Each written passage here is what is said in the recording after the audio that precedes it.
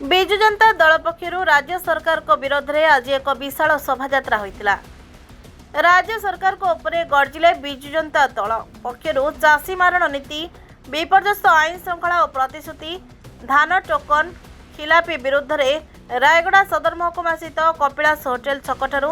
ଜିଲ୍ଲାପାଳଙ୍କ କାର୍ଯ୍ୟାଳୟ ପର୍ଯ୍ୟନ୍ତ ଉପରୋକ୍ତ ବିଷୟକୁ ନେଇ ଏକ ବିକ୍ଷୋଭ ଶୋଭାଯାତ୍ରା କରାଯାଇଥିଲା। जिला बिजेडी सभापति तथा पूर्वतन मंत्री जगन्नाथ सरकारଙ୍କ नेतृत्व में शताधिक कर्मी बिजू बाबू प्रतिमूर्ति ठाई माल्यार्पण करने पर स्थानीय कपिलास छकरे सरकार को विरोध में प्रतिवाद करते एक विशाल शोभायात्रा सहर परिक्रमा करने सह जिलापाल कार्यालय में विक्षोभ प्रदर्शन करते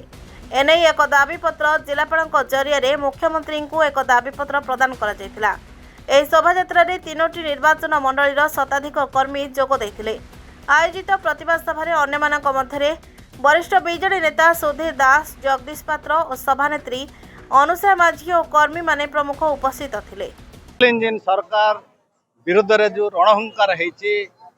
आमे रायगड़ा जिला वासी तरफ जनसाधारण तरफ एवं बिजु जनता दल तरफ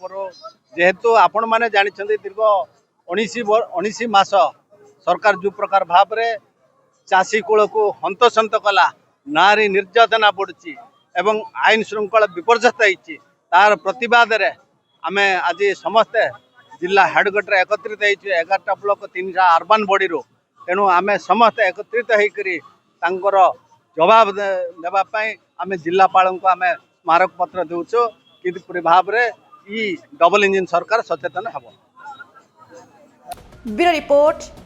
एक्सप्रेस ओडिशा।